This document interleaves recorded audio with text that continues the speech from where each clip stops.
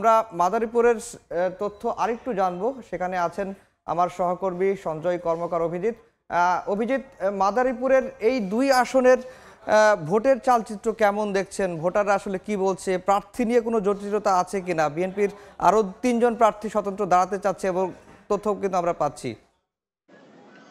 মাদারীপুর ২ আসনের যদি সবশেষ পরিসংখ্যান আমরা বলি, সেটি হলো ৭ বারের টানা সংসদ সদস্য হয়েছে আওয়ামী লীগের পক্ষ থেকে।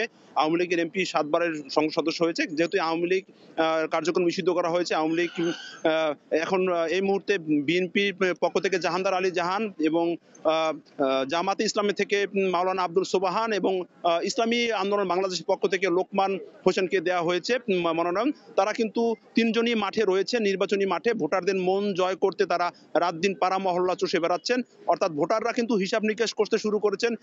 যাকে সৎ এবং যোগ্য যে ব্যক্তি উন্নয়নের স্বার্থে কাজ করবেন তাকেই কিন্তু তারা সংসদ সদস্য হিসাবে দেখতে চান। এছাড়া এনসিপির পক্ষ থেকে ২ জন মনোনয়ন সংগ্রহ করেছেন। একজন হচ্ছে জাবের হাওলাদার, আরেকজন হচ্ছে মিরাজুল ইসলাম। এই ২ জন কিন্তু মনোনয়ন কিনেছেন এনসিপি থেকে। এখন পর্যন্ত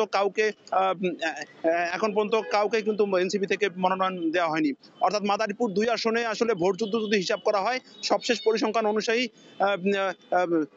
প্রার্থীরা কিন্তু মাঠে রয়েছেন এবং এই ভোটযুদ্ধে কিন্তু আগামীতে যারা প্রার্থী ভোটার রয়েছেন তারা কিন্তু তাদের যোগ্য প্রার্থীকে ভোট দেবেন বলে আমাদের কাছে জানিয়েছেন। তো এই ছিল মাদারীপুর ২ আসনের নির্বাচনের সবশেষ হালচাল। অভিজিৎ, আপনাকে অসংখ্য ধন্যবাদ। অভিজিৎ জানাচ্ছিলেন মাদারীপুর ২ আসনের খবর। এই আসনে বিএনপির একজন প্রার্থী দিয়েছে, এর বাইরে বিএনপি থেকে আরও ৩ জন প্রার্থী স্বতন্ত্র নির্বাচন করতে যাচ্ছে। এনসিপি থেকেও ২ জন প্রার্থীর খবর অভিজিৎ আমাদেরকে জানালেন।